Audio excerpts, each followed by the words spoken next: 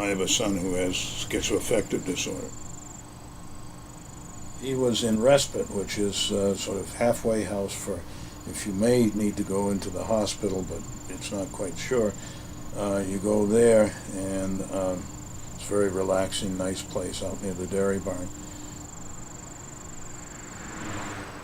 And people can go in and out, and people can visit. So he wanted to go walking through the woods. We walked right across the street and then just walked up through the woods and all of a sudden discovered Cemetery 3, which was in terrible repair. And it was kind of shocking.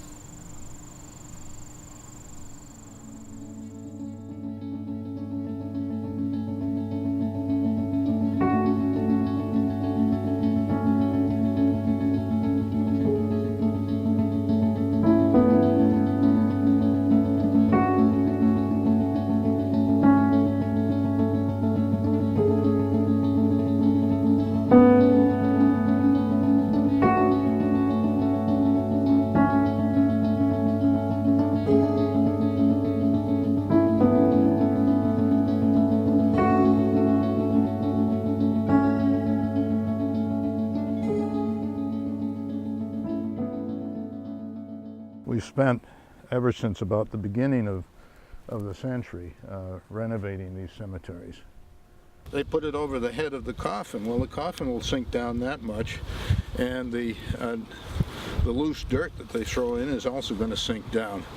Pretty bad grave collapse. We filled in, but then it's collapsed again to some extent. Where is it? Beep, beep, beep, beep, beep, beep. His name is Daniel Prindle, or was, and he was just dug up by a groundhog. Not all of him. The bones were pretty disintegrated. They were just pieces of bones. So that was the condition that these cemeteries were in when we started this.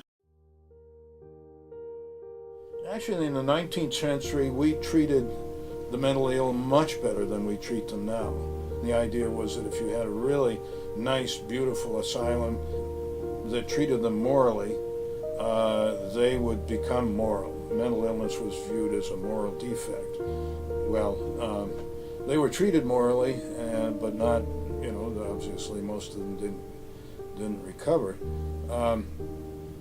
So that was the way it was set up here in Athens. And all institutions like jails and prisons and children's homes and so on had stacks of institutional stones, sequentially numbered. Each one had a different number, and if somebody died, they'd take the next number off and use that, and then they'd record who the person was. This is one of the very, very few well-preserved old mental hospital cemeteries in the country. Families have always had the opportunity, if they identify themselves and show the relationship they have to a particular deceased person, to place a gravestone. This panorama of little red, white, and blue flags indicates is a pretty good,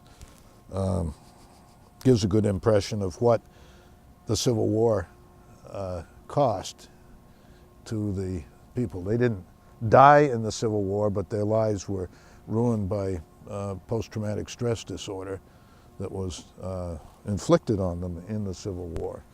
There was a huge sacrifice for several decades after the Civil War.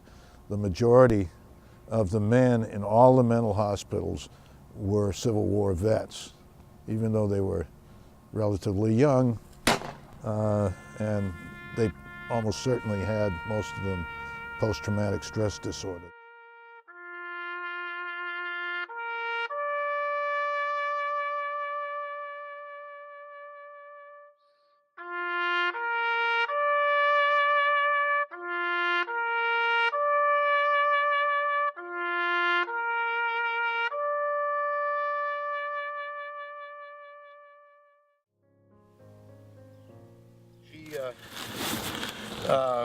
was a young farm girl born in 1908, and on these poor country farms there was not a great deal of need for women, and so when she reached the age of 15, her father married her off to a 29-year-old man who then kept her pregnant for the next 4 years. 3 of the children survived, 1 didn't. And then she was brought to this hospital, probably with postpartum depression, which she would have gotten over, but she got tuberculosis. There was also a tuberculosis ward over here, and she died in her 20s in 1934. Well, one of her daughters, Dorothy, they came up here one spring day and spread a blanket out there and sang Amazing Grace. Her middle name is Grace, and Dorothy, of course, was in tears, but there were tears of joy that her mother was finally recognized, and there was a sort of, well, they used the term closure. Dorothy had always felt cheated that her mother was taken away from her, and that she really didn't know much of what happened to her until much later.